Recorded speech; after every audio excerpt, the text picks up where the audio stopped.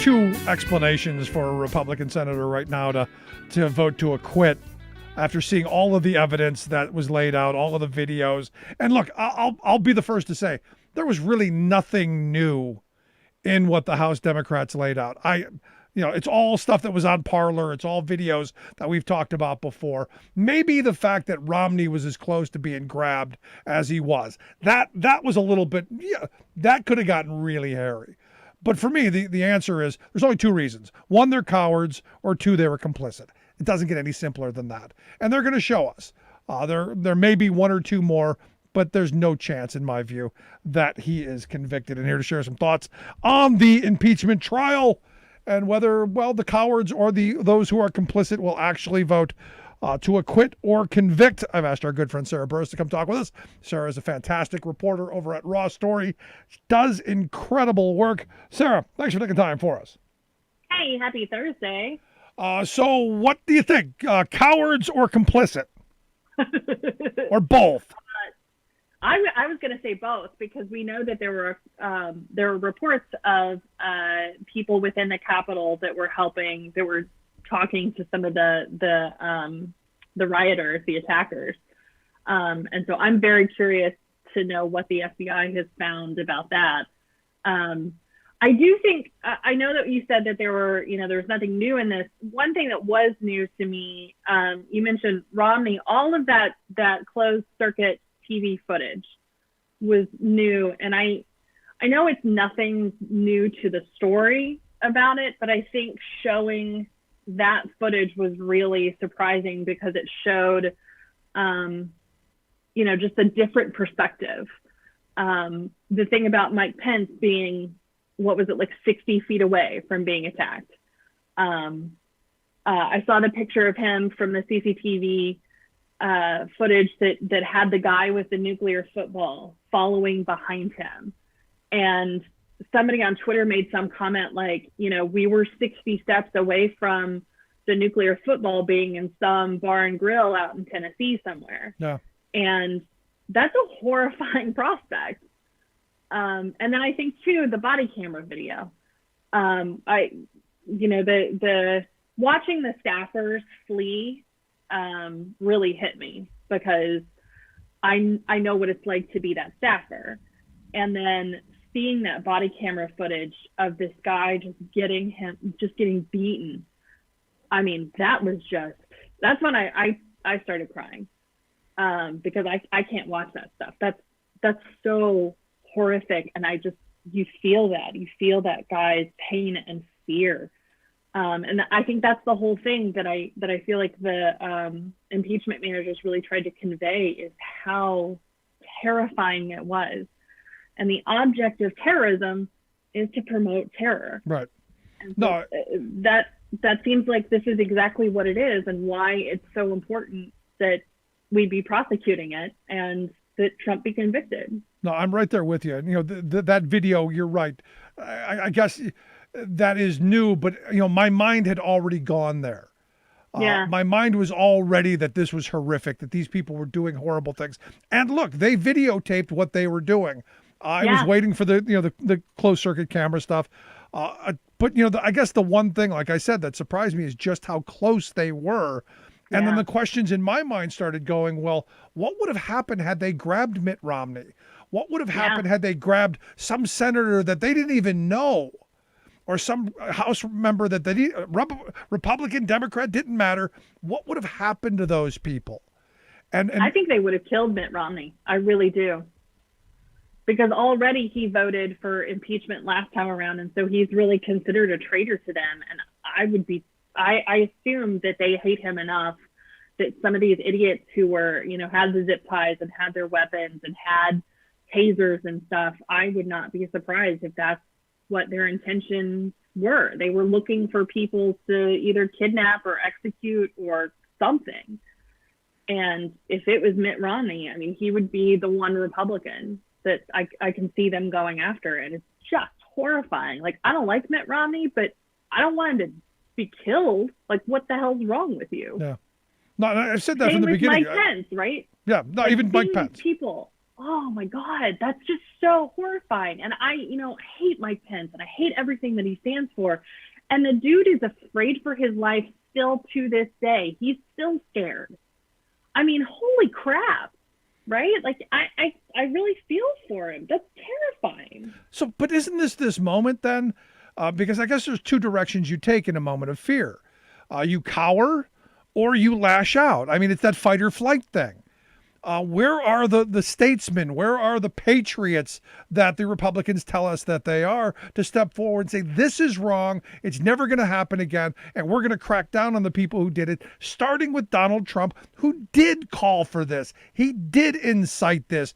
The heck with Alan Dershowitz. And no, he didn't incite them. He invited them. Like they're coming to a cocktail party. There are no statesmen left. I mean, honest to God. And honest, when I think about Mitt Romney, I'm like, why are you there? Like, if you're there as a Republican member and all of these Republican Trump supporters were looking to kill you, why are you in this party? Like, I get that you're not a Democrat, but go be an independent, man. Like, you can still caucus with them, but why are you there? Like, what is the point of that? And I don't think, I for a long time, I thought that there were still, statesmen left, that there were still a couple of them that would uphold this kind of thing. And it's just, there's not. There really isn't. So many of them have been either kicked out, lost in primaries, become, gotten on the wrong side of a Trump tweet, and their careers were eaten. And, this is the result of it, is 45 Republicans who are going to vote to, not guilty for a man who very clearly is guilty. Do you see anyone coming over, one or two more coming along? There's some talk that there might be. And do you see that if McConnell, I know he's not going, I know this is purely playing with the media, but if McConnell were to vote for conviction, do you think the others would come along? I don't know. I think that there are very few of them that would. I think the ones that are the most likely are ones that are going to retire because they have nothing else to fear. Pat Toomey. And when I think about McConnell, I mean, the thing about McConnell is he's already lost his power thanks to Donald Trump. He's really lost, everything because of Donald Trump. And I think this is probably his last term. He's like 4,000 years old. Yeah, like either the Horcrux is going to eat him, or, or he's gonna go to greener pastures and, or literally greener pastures. Super PAC in the the big super PAC in the sky. I never seen McConnell as that kind of person. He doesn't seem principled in any way whatsoever. That's an excellent point. No, I find it interesting, though. You think he's going to go to the super PAC in the sky, though. That you're very optimistic for him. Well, I said the super PAC. That's not heaven. But so let me ask you this, because Lindsey Graham came out and said that he's angry at the Capitol Police because the Capitol Police didn't do their job. It's his view that they should have used deadly force, that they should have shot more people. You had Lauren Boebert, the gun fetish girl from Colorado, saying that if she had her Glock, she'd have been happy to pull the trigger, even though she was one of the ones inciting them by going, today's 1776. Yeah. Do you find it interesting that these people are talking out of both sides of their let's go with mouths? Lindsey Graham in particular, that's the weird thing, is that he made these comments and then he turned around and went on Sean Hannity and just said really crappy things about how this impeachment is all just complete a total joke, and none of it is justified, and you're just like, well, but like less than an hour ago you literally went from saying one thing to a whole bunch of people to Fox News' Sean Hannity, where you said something totally different. And this is the thing about Lindsey Graham, is he is just waving like a big old pink flag in the breeze. And you're just like, why? Either become a better liar, or stop, because we all know that you're full of it. Yeah, but here's the thing, you had Donald Trump as president. I don't know that you can become a better liar. That is true. That's very true. But Lindsey Graham is just bad at it. He's really terrible at it. I had this weird thought last night where I was like, I wonder if Joe Biden could call him into the office, and just be like, Lindsey, what happened to you? Show me on the doll where Trump touched you. Just like figure out what happened, what is going on. And I mean, obviously not publicize it, but, find out, like, are you compromised? Like, Yep. is something going on that we need to be worried about? Because as a president, I could protect you, like for real, and not, try and manipulate you. Yeah, was it you in the video on the bed and the pee in Moscow? Was that you in the pee tape and not Trump? Right, exactly. Because I think just like Lindsey Graham does not make sense to me. Yeah. And it may just be that he's old and maybe he's losing his mind. Who knows? Maybe he just has no soul, and there's nothing there other than whichever behind he sticks his nose in. That's totally possible. That's very Washington. It's crazy. Now the weird thing to me is, it all comes down to money, no matter what. And I now see that the RNC is actually raising money off of the impeachment. Do you find it funny that Trump and the lawyers aren't getting any? It's the RNC, hoarding it for themselves. That is my favorite story of the week, is because this is exactly what Trump did. Whenever there was a runoff in Georgia, Donald Trump had all of these emails, these text messages, all of these solicitations going out saying, oh my gosh, we have to win Georgia. You have to donate. You have to donate. And the dude raised like over $200 million and none of it went to Georgia. And now this is kind of that thing again, where it's just like, well, the RNC is going to be like, we're going to fundraise off of Donald Trump's impeachment and you're not getting any. But it's not like he's going to actually pay his lawyers anything, not that they deserve it, because to be honest, I think Rudy Giuliani and Cindy Powell would have done a better job. I mean, at the very least, Rudy Giuliani would have distracted by doing something stupid or melting before us or God knows what. And leaking. He's so full of it, he was leaking. And yes, that was brown stuff coming out of him. He was that full of you know what. If you're full of blank, you can't acquit. I love that. I've been making up all kinds of little rhymes. Like thanks to Alan Dershowitz. I mean, it was all Dershowitz. When he came out with the incite and invite thing, I'm going, he's going back to OJ. He was hanging around with Johnny during the OJ trial, and he's summoning the ghost of Johnny Cochran, only doing a really bad job of it. He is doing a very bad job of it. And so, I mean, they were so terrible. And I love the stories about Trump just being furious. And there was a New York Times story saying that he was an 8 on a Trump level 10 of anger. And it's just like, dude, when you can't pay your lawyers or, won't, it's really unclear if it's a can't or won't situation here. I mean, obviously he's living for free at Mar-a-Lago, so maybe he doesn't have any money. But this idea that he's not paying his lawyers, that really kind of limits your options there. Like, there are a lot of lawyers out there who will work for anybody and who can deal with a lot of terrible clients. But if you're not going to pay them, they're not showing up. Yeah, well, again, it then comes back down to it comes down to the money, doesn't it? Yeah. It's all about the Benjamins. It's all about the Benjamins. And again, this is where I come back to why these people, their souls are sold.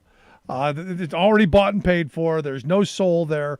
They're not going to be the statesmen that we need to step forward in this moment. And I said from the beginning, back on Inauguration Day in 2017, I said the only people who are going to save this country are going to be the Republicans who turn against Trump and hold him accountable. And I was right, but I'm wrong, because I actually thought there was still some soul left in the Republican Party. There's not. I was surprised about Bill Cassidy. That one threw me for a loop. I thought for certain that he was like playing a joke or something when they asked him whenever he voted. I was like, did he know what he was voting for? Could somebody check his temperature? Does he have the Rona? Like, what's going on? And then he stood up and talked to media people in the halls and was like, they made a better argument. Like, what just happened? Did I miss something? Did someone die? I don't understand. And he, it's how funny is it that our standards are so low that one random dude in the Senate was like, well, I thought they made a better argument. And we're just like, oh, like the skies parted, the sun shone down. And it's just like, what? That's a miracle. It's, oh my gosh, Jesus is back. But, that's how bad things are, is that our standards are Bill Cassidy. No, it's crazy. And, some of the stories that we've seen coming out, I mean, did a senator actually do his toenails? No, not really. Well, he had his feet up on the chairs, and so Michael Steele was making fun of him, or he was just like, I don't know what he was doing, like reading something or doing his toenails, who knows. But I wouldn't be surprised if Ted Cruz was chewing his toenails in the Senate when it was going on too. So you mean he was chewing Josh Hawley's toenails? Maybe. See, now you got a use for Ted Cruz. I had no other use for him. Now he's useful. I've always read in some of the mythology books that the fingernails and toenails of demons grow really, really fast. So maybe that's what it is. There it is, and maybe by Ted Cruz. I'm not taking that any further because I'm being satirical. This is not what happened. I'm not saying it happened. I'm also not saying it didn't happen because I can't confirm or deny. But as far as I know, it didn't happen. One of the things though about that is I don't understand why we can't see what's going on, what these guys. And maybe it's not that, obviously C-SPAN doesn't have control of the TVs or the cameras. Congress does, but why can't we have a photographer in the balcony taking pictures? Because I think we deserve to see what these idiots are doing and not doing. Chuck Grassley, like trying to read an iPad and conceal it in his desk, stuff like that is it's irresponsible and It's childish. And I expect better. Yeah, and to be honest, because they've done this in some state legislatures. To be in all actuality, that they've looked at what senators are doing. They're playing free cell or solitaire or some game on their computer. They're nowhere near engaged, and I see the Republicans being that way. They're nowhere near. I don't know that there's one of them that's been engaged. Well, clearly Bill Cassidy was paying attention. But yeah, I don't trust the rest of them. Maybe some of the mods, like Romney and McCloskey, and I mean, obviously Romney was paying attention because when he found out about the thing, he didn't know that Goodman. He didn't know any of that stuff. That Goodman was the one that. No, he had no idea. He didn't know, like when Goodman told him no, go this way. He didn't know the reason that Goodman was telling him that. He didn't even notice that it was Goodman who told him that. He was just trying to figure out where to go in the hallway. And so the story that I heard is that once the proceedings ended, Romney talked to the press for a minute, and they asked him a bunch of questions about it. And then he went to actually look for Goodman to thank him in person, which it's like, wow, that kind of decency is still left somewhere. Yeah, well, Congress. I'm not a Romney fan, but you're right. But the thing is the fact that I find that I'm struggling with that because he turned and he hightailed it out of there. Yeah, and I mean, I can imagine just watching that was so horrifying and terrifying. I can't imagine being there, just being so afraid, and the noise and like the sound of people, because those ceilings are really high, and there's no carpet to absorb sound. And so it's just, you can hear people walking everywhere. You can hear people yelling. You can hear them talking from all over the place. And it had to have been really destabilizing.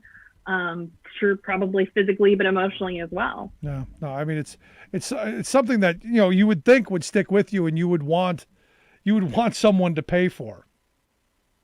You would think so. And I think that's sort of the difference in my mind of members of Congress and the Senate. I don't know where they sent members of Congress, where they hid them and how they stashed them, because it seemed really different from the experience that members of Congress got. People in the House were in the gallery. People were, inches from these people, the attackers.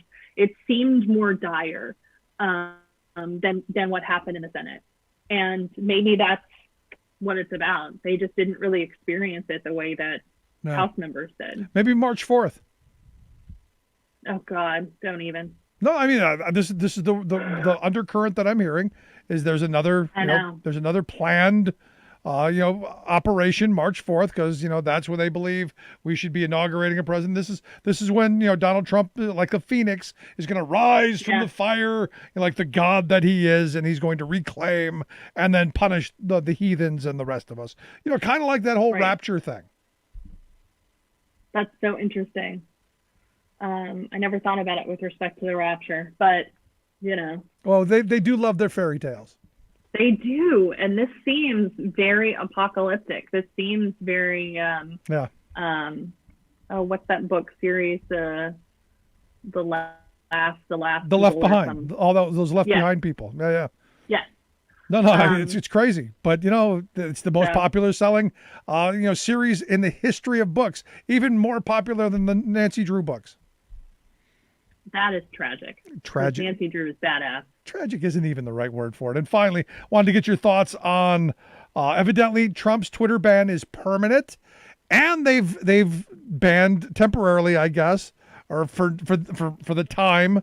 Devin Nunes's congressional Twitter account that was suspended for a bit, but his cow's Twitter account was perfectly fine. Yes, and so people went through. This is his official congressional account, which technically you're not supposed to be able to be banned, but apparently Nunes was tweeting all kinds of weird stuff that people complained about, and Twitter said this is against our terms of service, and they suspended him. And to get back into it, I guess he had to delete all of the tweets that they took issue with, and it deleted every single tweet up until last summer. Just delete everything and we'll be okay with it. Just never say another word and we'll be okay with it. And it was the official account. That's what's killing me, is it wasn't even stupid ass campaign account. But I mean, really, not only has the cow, Devin Cow has more followers now, but Devin Cow outlasted Nunes's Twitter account, and it for about 30 minutes there, the internet was a really joyous place, and there were lots of good puns and jokes. And then he came back, and it was like, oh man, it's almost like what social media was aspiring to be. A place of fun and jokes and community. And then they let Devin Nunes back. And then he let him back. Yeah, I have noticed that Twitter seems different. Yeah, without Trump, I mean, things seem much different. Yeah, the country is a better place. The Twitter is a better place, Well, we'll see what happens. I understand. I understand Donald Trump's on Gab, so that might be the new right-wing crazy platform. I signed up for Gab, and I immediately was given I was following three people: the CEO, the company, and Donald Trump. You figure that one out, because I can't. Oh man, that's brutal. There you go, Sarah. As always, great stuff. Appreciate the time and the work that you do, and all the folks over at RawStory. Thanks so much. Thank you. Have a good weekend. You as well, our good friend Sarah Burris. Make sure you check out her work, rawstory.com, the website. We'll get links out so people can take a look at it. Quick break. Right back. Stick around.